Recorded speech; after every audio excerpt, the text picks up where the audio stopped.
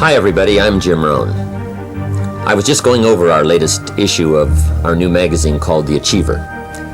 I want to thank you for taking the time to spend just a few minutes with me today. I have a very interesting subject. I call it 5 Simple Steps to Go from Average to Fortune. I've been asked to give it in many places for corporations and companies, and now I have the opportunity to share it with you. It's a pretty big subject for someone like me. For my life started out rather modestly, up in farm country in Idaho where I was raised. I grew up in this little community of some 4,000 or 5,000 people, and went to high school, graduated, went to college for a year and a half, and then I quit, decided I was smart enough, and got me a job to see if I couldn't make all of my ambitions come true. My parents, I think, gave me a very good foundation, a very good start. I was an only child, so I think they took some extra time with me and got off to a pretty good start. A couple of years after I left school, I found a very beautiful young lady and persuaded her to marry me, and kept making all of those grand promises, as we're inclined to do, that everything was going to work well and that she had made a wise decision. Well, 2 or 3 years after I'd gotten married, it didn't look like my new bride had made such a wise decision, because I'm now starting to struggle. I've got far too much month at the end of the money, if you've ever known what that's like, and I'm wondering what to do. I'm behind on my bills. I'm willing to work hard, that's not my problem, but it isn't going as well as I had thought it would up until that point. I'm struggling, and I'm wondering what to do. Should I go back to school and get some more education? I didn't have any capital to start a business, so all these questions were going through my mind at a time when I needed some answers, how to really become successful and how to turn my life around. Well, at age 25, good fortune came my way. And sometimes it's a little difficult to describe good fortune. Why do unique things happen to you when they do? Part of that's a mystery to me. I really don't know. One of my friends says, well, things don't just happen. They happen just. And maybe that's it. I really don't know. But my good fortune was, at age 25, I met a very remarkable man. His name was Mr. Schoaf, Mr. Earl Schoaf. And he's the gentleman who gave me those last final answers that I had been looking for up until that time. Mr. Schoaf was a very unique gentleman. He was a businessman, an entrepreneur. He had several businesses. And he took a liking to me, and he hired me, and I went to work for him. I spent the next 5 years working for him. And then, unfortunately, at the end of that 5 years, he died. But I did get to spend 5 years with this remarkable man, and he's the gentleman who gave me the answers. He gave me the points and the ideas that helped to really turn my life around. And I will always be grateful for finding someone who took the time to share their information with me. The best thing Mr. Schoaf gave me was not a job. The best thing he gave me was the benefit of his philosophy. And fortunately for me, his philosophy worked for me. I practiced it, I utilized it, and I put it to work. And about 17 years ago, I was living in Beverly Hills. And I was going through all the notes that I'd gathered up during that 5-year period. And the idea came to me, why not share these ideas with other people? I've used them to change my life. Things have worked out well for me. I wonder if others might find them interesting. So I put all of the material together, and 5 years ago gave my first lecture, my first seminar. And ever since then, I've spent more and more of my time lecturing and sharing ideas on how to do better, how to make your life personally, socially, and economically work out better. And especially for the last 6 or 7 years, I've had the opportunity to travel around the world. The seminar's been translated in many languages, and I find myself now spending the biggest share of my time lecturing, sharing ideas, and trying to come up with answers that can make a difference in your life. Let me give you this simple little talk, how to go from average to fortune. There's 5 simple steps. You might like to make a note of them. Here's the first one. Get serious. That's number 1. I don't know any substitute for that. You've really got to get serious. You don't have to be grim, but you must be serious. I know a guy that's got a half a dozen jokes keeping him from becoming wealthy. He's not known as rich. He's known as a joker, which I guess is okay if that's the kind of life you want to live.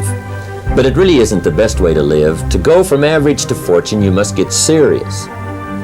And you must get serious about two very important things. Number one is setting your goals and where you want to go. Designing the next 5, the next 10 years is so vitally important.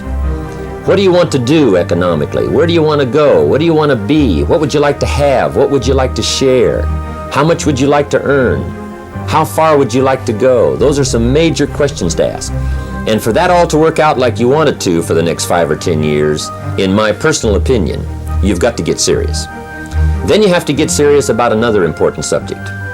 And that important subject is called personal development. Personal development is striving hard to become the kind of person that you want to be. And to become the kind of person you want to be, you've got to work at it. 10 years from now, you will surely become someone. The big question is, who? What are you becoming? And if you go to work on it now, sure enough, in a very short period of time, you can take on a new direction to become the kind of person you want to be. There's a very important question to ask, and the question is, 10 years from now, you will surely arrive. And the question is, where? So to answer the question of where you want to arrive and the kind of person you want to be, you've got to get serious. So that's point number one. To make your life worthwhile and unique, to go from average to fortune, you've got to get serious.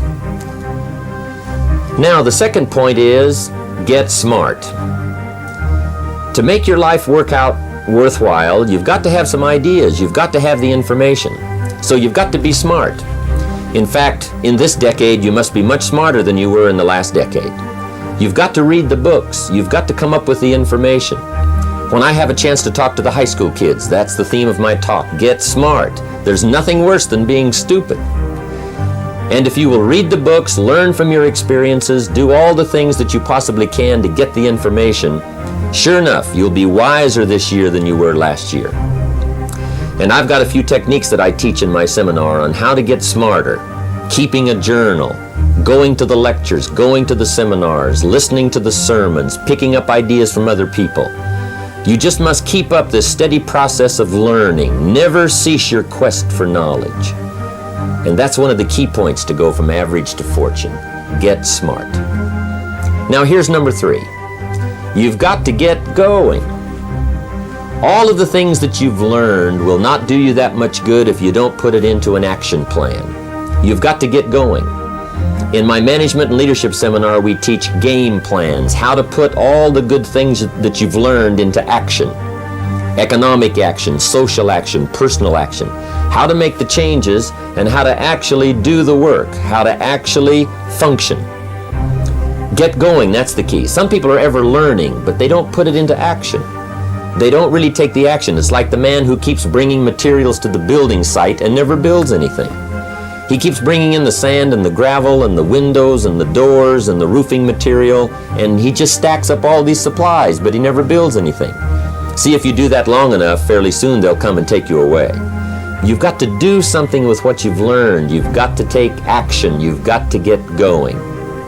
So that's one of the most important things to learn, how to design your days, how to design your weeks, how to design the months, so that you take the proper action to get the proper return that you're looking for, whether it's economic or personal. Get going. It's a major key. Now here's number 4. You must get excited.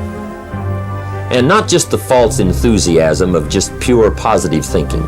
You've got to get excited over some very basic things. One is, get excited over your ability to make yourself do the necessary things. Because discipline is major step 1 toward personal progress.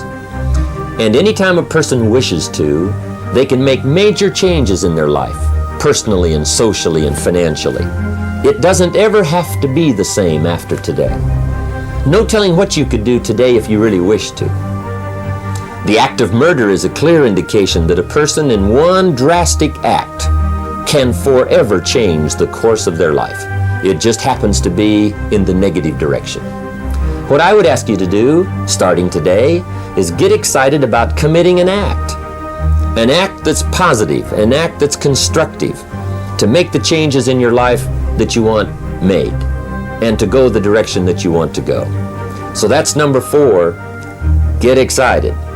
Get excited about your potential. Human capacity is usually never the problem. Little children can learn several languages. We can learn to do the most incredible things. All we need to do is take the time to do it. So it's not a matter of capacity. It's a matter of judgment. It's a matter of excitement. It's a matter of will. And it's a matter of wanting to bad enough. So it's pretty exciting to know that any day you wish, you can change your life. Any day you pick out, you can make major changes. It doesn't ever have to be the same again. And that's exciting. Knowing that intellectually and personally, you can actually do the things that will make major changes in your life. That's number 4. Here's number 5. Number 5 is get away. I have found, especially in the last 15, 20 years, that there's an important thing called life balance. You've got to learn to get away. You must learn to get away and be alone. Learn to get away and reflect. Learn to get away and learn how to live as well as how to earn. How sad it would be to learn how to earn well, but not learn how to live well. You must balance your life. We teach something, especially in my staff, I teach something called lifestyle. Lifestyle is how you learn to live your life. Some people have money, but they don't even know how to spend it. They have time, but they don't know how to spend it. Some people are successful, but they don't know how to spend their success. They don't know what to do with it. They don't get joy from it. Rather, they get animosity. A father takes $5, crushes it, and throws it at his son and says, if you need it that bad, take it. Now, it's the same $5, but instead of dispensing it with joy, he dispenses it with animosity. That's the difference in not knowing how to live. It's called lifestyle. Then you've got to take time to cultivate good friends. You've got to take time to be with your family. You've got to take time to be with the people who are important to you, designing your life in those respects. Get away. Take the time. Reflect on your life. Recharge your batteries. Do some growing away from your enterprise.